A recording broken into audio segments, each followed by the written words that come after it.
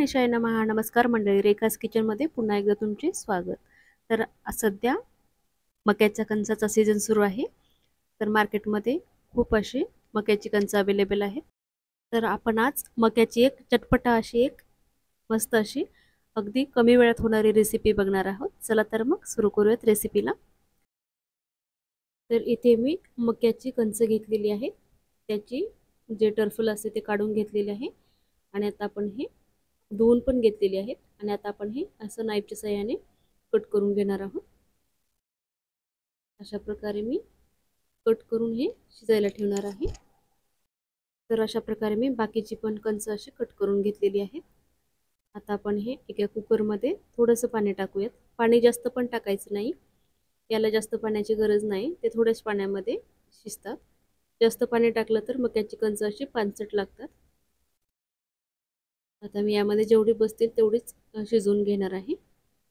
बाकीची बसत नाही आहेत कणस, तर मी 2च कणस शिजवून घेणार आहे. तर आता आपण ही कणस शिजवून घेऊया. आता आपल्याला याच्या 4 शिट्ट्या काढून घ्यायच्या आहेत, कारण कणस व्यवस्थित शिजली गेली पाहिजेत. कच्ची राहिली तर पोट दुखू शकतं. त्यामुळे ही मी 4 शिट्ट्या काढून घेणार आहे. 4 शिट्ट्या झाल्यानंतर तुम्ही बघू शकता कणस चांगली शिजलेली आहेत.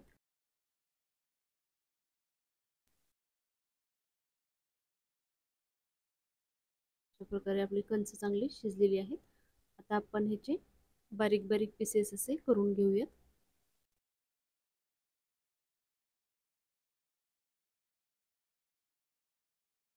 अशा प्रकारे कट करून घेतलेले आहेत, बघू शकता तुम्ही. आता आपण एका पॅन मध्ये बटर टाकूयात.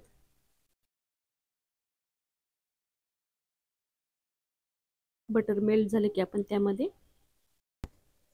आपल्याला जे आवडतील ते आपण इथे मसाले वापरू शकतो. मी इथे गरम मसाला टाकलेला आहे, चिली फ्लेक्स टाकलेला आहे आणि मीठ टाकलेलं आहे. मी इतकेच मसाले टाकले तर खूप छान फ्लेवर आला, खूप चविष्ट अशी लागत होती. तुम्ही तुमच्या आवडीचे अजून मसाले ॲड करू शकता.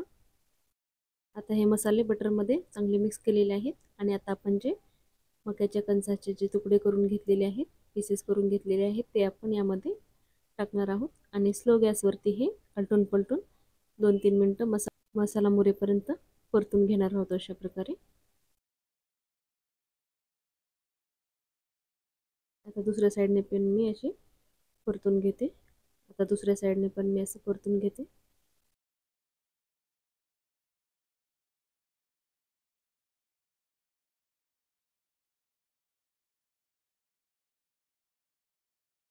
दुसऱ्या साईडने पण असं परत पलटून घेते मी, म्हणजे पूर्ण मसाला हा आपल्या त्या मक्याच्या कणसाला लागला गेला पाहिजे. आता आपण यामध्ये असे टूथपिक लावूयात, म्हणजे मुलांना पण खायला एकदम असं मस्त लागेल आणि काहीतरी वेगळं असं. तुम्ही बघू शकता दिसायला पण किती छान दिसत आहे. तर अशा प्रकारे आपली मस्त ही एक वेगळी डिश तयार झालेली आहे. माझ्या तर मुलांना खूप आवडली. तुम्ही पण नक्की ट्राय करा अशा प्रकारे आणि तुम्हाला कशी वाटली ती मला नक्की सांगा. चला तर मग भेटूयात पुढच्या अशाच एका नवीन आणि छान छान रेसिपी सोबत. तोपर्यंत धन्यवाद. श्री स्वामी समर्थ.